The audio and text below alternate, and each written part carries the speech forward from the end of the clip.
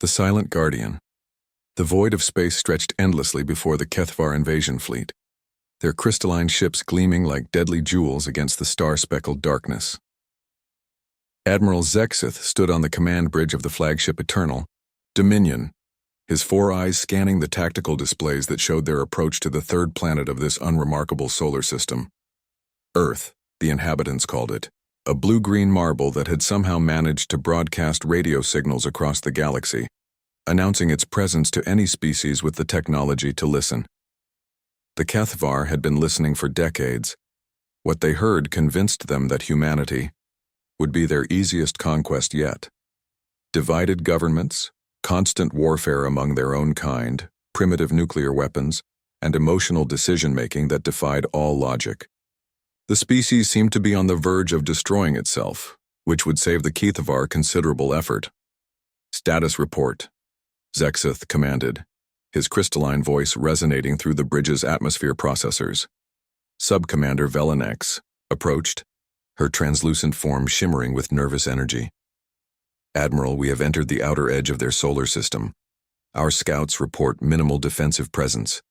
Most of their vessels appear to be concentrated around their homeworld and its single moon." Zexith's mandibles clicked in satisfaction. The intelligence reports had been accurate. Humanity had never developed proper spacefaring military capabilities beyond their immediate planetary vicinity. Their longest-range vessels were slow, cumbersome things designed for cargo transport rather than warfare. "Begin standard invasion. Protocol," Zexith ordered. "Deploy scanning arrays and identify primary military installations. We'll disable their communication networks first, then—" "Admiral," interrupted Communications Officer Thaxel, his voice carrying an unusual tremor. "We're detecting an anomaly." The main tactical display shifted, zooming in on a region of space approximately 12 million kilometers from their current position. There, hanging motionless against the cosmic backdrop, was a single human vessel. Zexith studied the image with growing interest. The ship was unlike the crude, blocky constructions they had observed in their intelligence gathering. This vessel was sleek, almost organic in its curves, with a hull that seemed to absorb light rather than reflect it. It was roughly the size of a Kethvar destroyer, but its design suggested purposes they couldn't immediately identify. "Designation?" Zexith inquired. "Unknown, Admiral. It's not broadcasting any identification signals. In fact, it's not broadcasting anything at all. No energy signatures, no communications, no apparent life signs. It appears to be drifting." "A derelict, then, probably damaged in one of their primitive conflicts." Zexith waved a dismissive appendage. "Continue with the invasion plan." But something about the lone vessel nagged at him. In all their conquests of other species, the Kethvar had learned that anomalies were often significant. The ship's position was too convenient, too perfectly placed along their approach vector to be coincidental. "Sub-Commander Velenex, order the Crystal Talon to investigate that vessel. Full spectrum scan. I want to know everything about it before we proceed." The scout ship Crystal Talon broke formation and approached the mysterious human vessel with cautious precision. As it drew closer, the details became clearer and more disturbing. The ship's hull was not merely dark. It was actively absorbing electromagnetic radiation across multiple spectrums. Whatever materials the humans had used in its construction were far more sophisticated than anything in their intelligence files. Captain Mordak of the Crystal Talon initiated the scanning sequence, expecting to find the usual human technological limitations. Instead, his instruments began returning data that made no sense according to Kethvar understanding of human capabilities. "Admiral," Mordak's voice crackled across the communication channel, "you need to see this." The scanning data flowed across, the displays of the Eternal Dominion, and silence fell over the bridge. The human vessel, designated UES Prometheus according to faint markings on its hull, was not the primitive craft they had expected. The ship's power source was unlike anything in the Kethvar database. Instead of crude fusion reactors or chemical propulsion, the Prometheus appeared to be powered by controlled antimatter annihilation, a technology that even the advanced Kethvar used only in their most sophisticated installations. The energy output readings suggested the ship could outrun any vessel in their fleet. But the power systems were only the beginning of the revelations. "Focus the scan on the interior," Zexith commanded, his voice betraying his growing unease. The deeper scans revealed the ship's internal structure, and what they found challenged everything the Kethvar thought they knew about human society and technology. The corridors were not the cramped, inefficient spaces typical of human design. Instead, they were gracefully curved passages that seemed to flow like water frozen in time. The walls themselves appeared to be alive, embedded with what looked like neural networks that pulsed with subtle bioluminescent patterns. "Are those organic components?" Sub-Commander Velenex asked, her form flickering with confusion. The scans confirmed it. The Prometheus was not merely a machine. It was a hybrid of biological and technological systems that the Kethvar had never encountered before. Living tissue interfaced seamlessly with quantum processors, creating a vessel that existed at the intersection of life and engineering. But it was the crew quarters that truly unsettled the Kethvar observers. The ship showed signs of habitation, but not in any way they could understand. There were no traditional sleeping areas, no food preparation facilities, no recreational spaces. Instead, there were chambers filled with a fluid that seemed to sustain life in ways that defied biological understanding. Within these chambers, the scanners detected human forms, but they were not quite human anymore. "They've modified themselves," Communications Officer Thaxel whispered, his voice filled with a mixture of awe and horror. The crew of the Prometheus had undergone transformations that blurred the line between organic and artificial. Neural implants weren't merely attached to their brains. They had grown into them, becoming part of their consciousness. Their cardiovascular systems had been enhanced with synthetic components that allowed them to survive in environments that would kill unmodified humans. Most disturbing of all, they seemed to be conscious and aware despite being suspended in the life-sustaining fluid. "They're dreaming," reported the ship's xenobiologist, Dr. Kexval. "The neural activity patterns suggest they're experiencing shared consciousness. They're all connected, thinking as one organism while maintaining individual awareness." Admiral Zexith felt his confidence beginning to crack. This was not the primitive, divided humanity described in their intelligence reports. This was something else entirely. A species that had taken evolution into their own hands and emerged as something unprecedented. "Continue the scan," he ordered, though part of him dreaded what they might discover next. The weapon systems of the Prometheus defied every assumption about human military technology. There were no crude missile launchers or chemical projectile weapons. Instead, the ship bristled with devices that seemed to manipulate fundamental forces of physics. Gravity manipulation systems that could create crushing fields or weightless zones at will. Electromagnetic pulse generators that could fry electronics across vast distances. Most unnervingly, there were weapons that seemed designed to affect biological targets at the molecular level. But perhaps most disturbing was what the scans revealed about the ship's purpose. The Prometheus was not a warship in the traditional sense. It was an observer, a guardian, a sentinel that had been waiting patiently for exactly this moment. "Admiral," Captain Mordak's voice carried barely controlled panic. "The ship is responding to our scans. It's waking up." Across the hull of the Prometheus, bioluminescent patterns began to emerge, flowing across the surface like thoughts made visible. The neural networks embedded in the ship's structure were activating, and with them, the consciousness of its hybrid crew. The first communication came not as radio waves or quantum transmissions, but as pure information downloaded directly into the Kethvar fleet's computer systems. Words appeared on every screen in perfect Kethvar script, though no human should have known their language. "We have been waiting for you." The simple message sent shockwaves through the invasion fleet. How had they learned the Kethvar language? How had they bypassed their security system so effortlessly? And most importantly, what did they mean by waiting? Admiral Zexth's 4 eyes focused intently on the tactical display as more information flowed from the Prometheus. The ship was not merely responding to their presence, it was actively scanning them in return, and its scanning technology was far more sophisticated than anything the Kethvar possessed.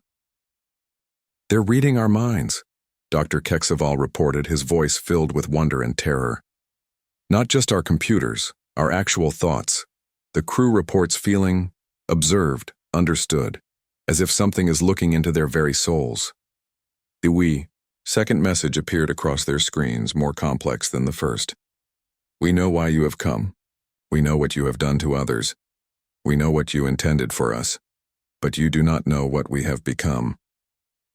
Sub-Commander Velenax approached Admiral Zexith with visible trembling in her crystalline form. Admiral, I'm receiving reports from across the fleet. Our crews are experiencing visions, memories that aren't their own. They're seeing what humans call history, but not as observers. They're experiencing it as if they lived through it themselves. The visions were not random. They were carefully selected moments from human history that demonstrated the species' most defining characteristic: their ability to adapt, survive, and overcome impossible odds. Kithvar crew members found themselves experiencing the siege of ancient cities, where humans held out against overwhelming forces through sheer determination. They felt the desperation and ingenuity of survivors in natural disasters who created solutions from nothing. They witnessed the moment when humans first looked at the stars and decided they would reach them, despite having no clear path to do so. But the most powerful visions were of transformation, moments when humanity faced extinction and chose to change rather than die. The development of agriculture in response to climate change, the Industrial Revolution born from resource scarcity, the digital age emerging from the need to process ever-growing amounts of information, and finally the biological and technological integration that had created the crew of the Prometheus. They're showing us what they are, Admiral Zexith realized, his voice barely above a whisper. Not what they were when our intelligence was gathered, but what they chose to become when they realized we were coming. The third message from the Prometheus confirmed his fears. You studied us for decades planning our conquest, but you studied our past, not our potential. While you prepared for war against who we were, we became who we needed to be. We are no longer the divided primitive species you expected to find. We are something new, something you cannot conquer because we have already conquered ourselves. The scanning data continued to flow, revealing more impossible truths about the Prometheus and its crew. The ship was not alone, it was part of a network. Across human space, similar vessels waited in patient silence, each one crewed by humans who had transcended their original limitations. They had not just developed new technology, they had become new technology. The crew members in their life-sustaining chambers were not sleeping.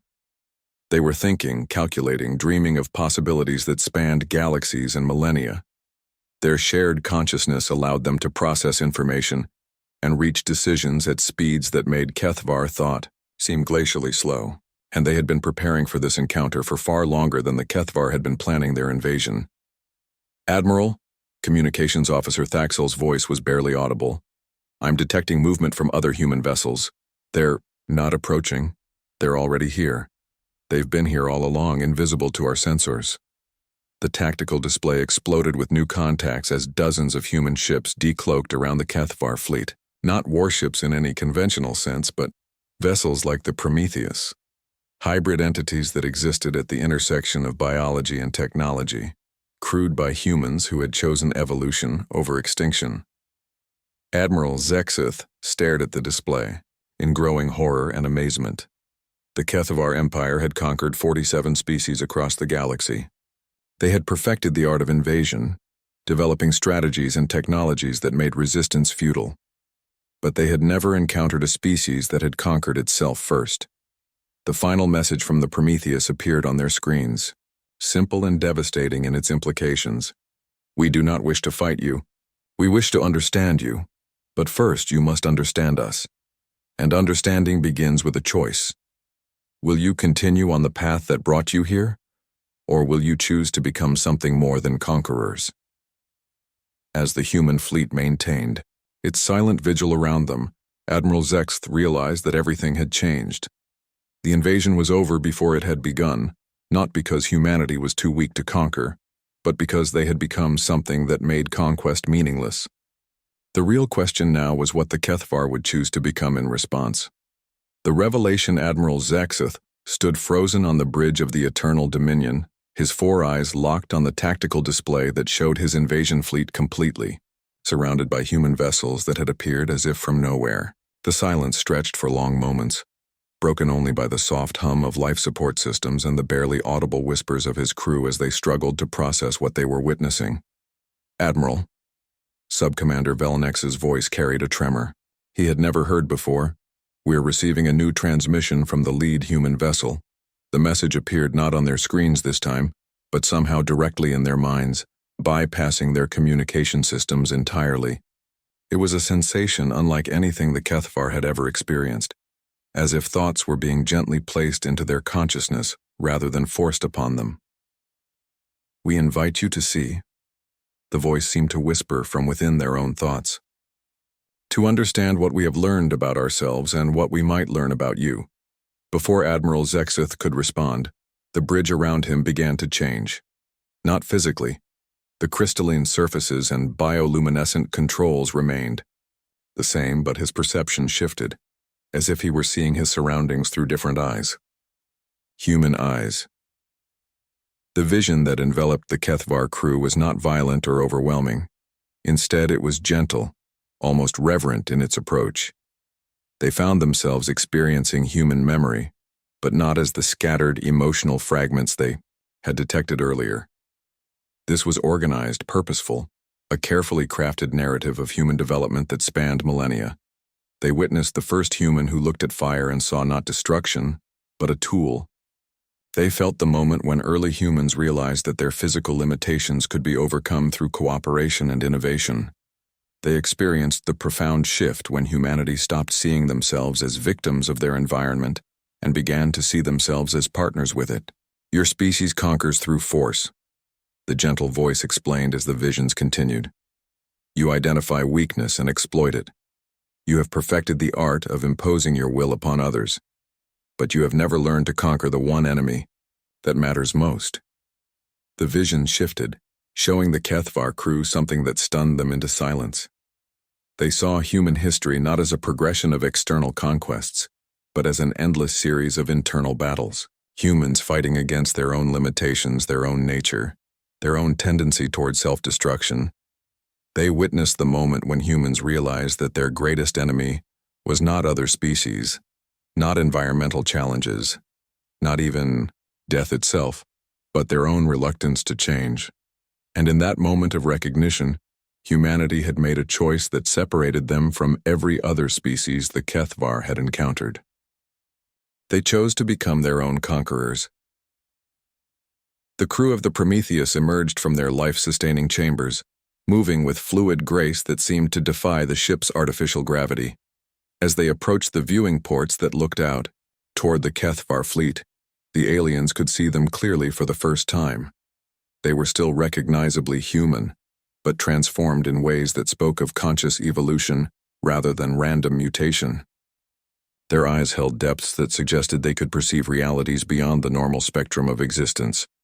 Their movements carried the efficiency of machinery combined with the creativity of organic thought.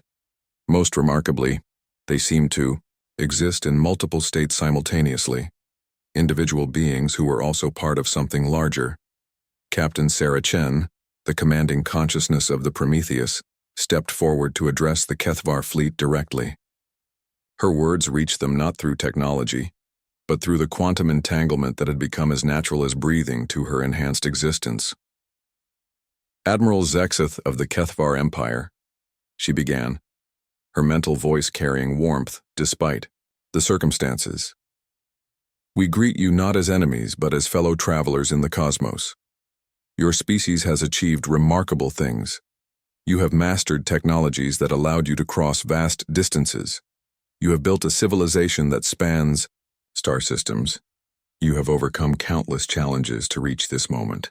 The Admiral found himself compelled to respond, though he wasn't sure if he was speaking aloud or thinking his words into existence. "We came here to conquer your world. You cannot simply dismiss that intention with pleasant words." Captain Chen's response carried what could only be described as compassion. We do not dismiss your intention, Admiral. We understand it. The drive to expand, to consume, to control, these are natural responses to the fear of limitation. Your species has grown powerful by refusing to accept boundaries, but in doing so, you have made yourselves prisoners of your own success. Visions resumed, but now they showed the Kethvar their own history through human perception. The aliens saw their conquests not as glorious victories, but as symptoms of a species trapped in an endless cycle of acquisition. Each new world they claimed became a new burden to defend. Each species they conquered became a new source of resentment and rebellion. Each expansion of their empire made them more vulnerable, not stronger. You seek to conquer us because you believe we represent a threat, Captain Chen continued.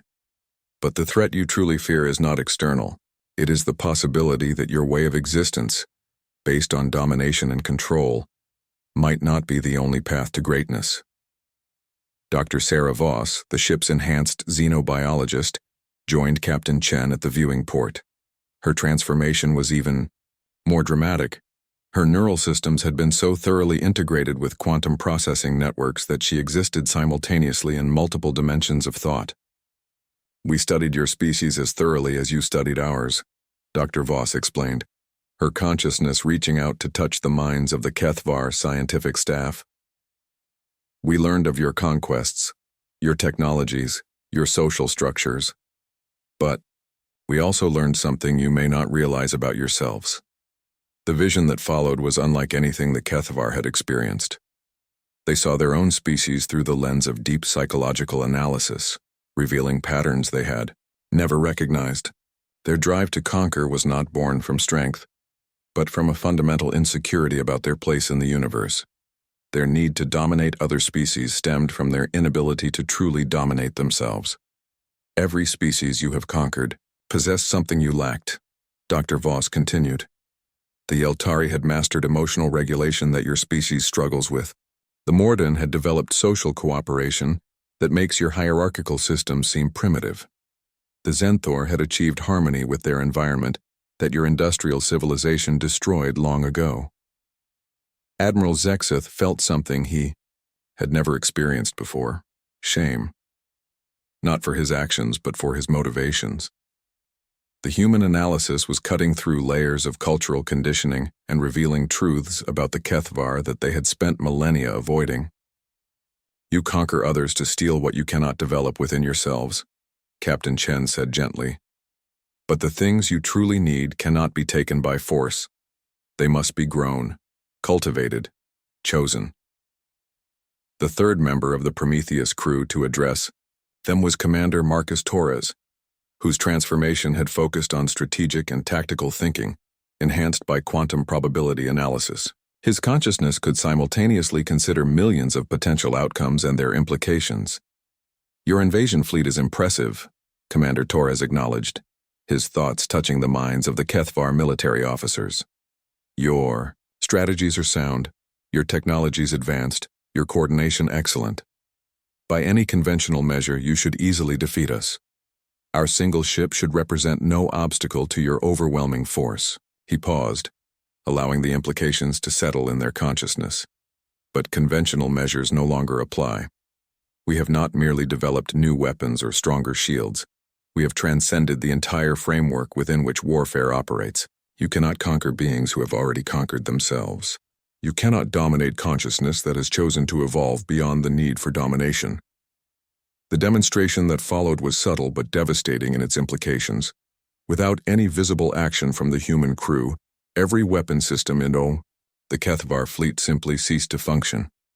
Not damaged, not destroyed, simply rendered inert, as if the very concept of their destructive purpose had been gently removed from reality.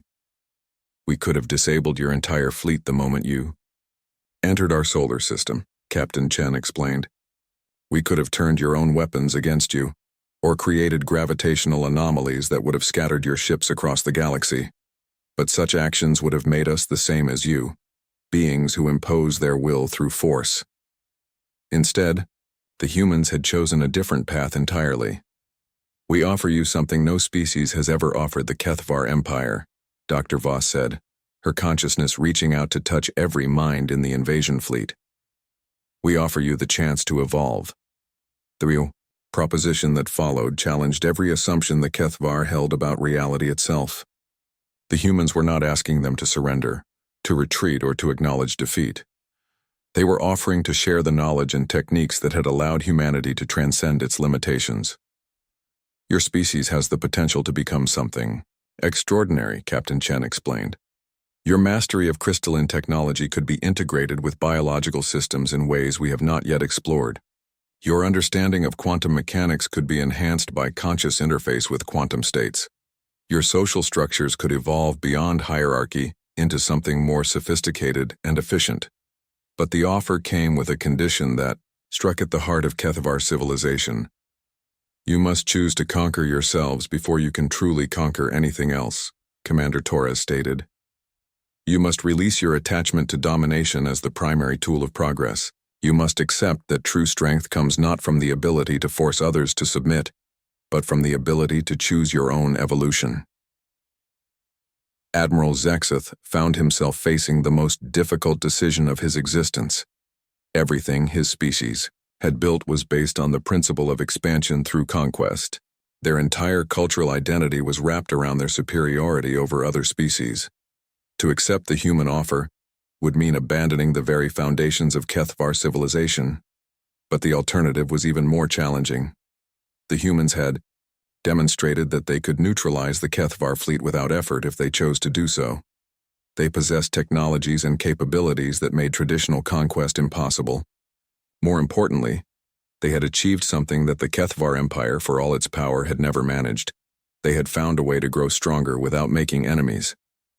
What would you have us become? Admiral Zexeth asked, his mental voice carrying centuries of certainty that were now crumbling into uncertainty. We would have you become whatever you choose to become, Captain Chen replied. That is the fundamental principle we have learned. Evolution cannot be imposed from outside. It must be chosen from within. We can share our knowledge, our techniques, our discoveries, but the decision to transform must be yours. Dr. Voss added, We have learned to see beyond the limitations that once defined us. We have chosen to become partners with the universe rather than its conquerors. But our path may not be your path. The important thing is that you choose a path, rather than remaining trapped in patterns that no longer serve you. The moment stretched into eternity, as Admiral Zexeth contemplated a choice that would determine not only his own fate, but the fate of the entire Kethvar Empire. Behind him, he could sense his crew wrestling with the same decision. Everything they had believed about strength, power, and purpose was being challenged by beings who had transcended the need for such concepts. If we chose this path, Admiral Zexeth said slowly, what would become of our empire, our conquered worlds, our way of life? Commander Torres responded with something that might have been considered a smile, if humans still expressed emotions in purely physical ways. That would depend on what you choose to build instead. Some of your conquered species might choose to remain with you if you offer them partnership instead of domination. Others might choose independence. The important thing is that the choice would be theirs to make, just as this choice is yours. The final decision came not as a dramatic moment of revelation, but as a quiet recognition of truth. Admiral Zexeth realized that the Kethvar Empire had reached the limits of what conquest could achieve. They had become powerful, but not fulfilled. They had become feared, but not respected. They had become conquerors, but not creators. We choose evolution, he said, his words carrying across the quantum entanglement that now connected the human and Kethvar consciousness. We choose to learn what you have learned, to become what we can become, to conquer ourselves as you have conquered yourselves. The response from the human fleet was not triumph or celebration, but something deeper. Welcome. The isolation that had defined both species was ending, replaced by the possibility of cooperation between beings who had chosen to transcend their limitations. As the Prometheus and the Kethvar flagship moved closer together, Admiral Zexeth realized that this moment would be remembered not as the end of an invasion, but as the beginning of something unprecedented in galactic history, the voluntary evolution of an entire civilization. The last message from Captain Chen carried a promise that would reshape the future of both species. Welcome to the next stage of existence. Welcome to becoming more than you ever imagined possible. In the vast reaches of space, two fleets that had come together as enemies began the process of becoming something entirely new, partners in the greatest conquest of all, the conquest of their own potential.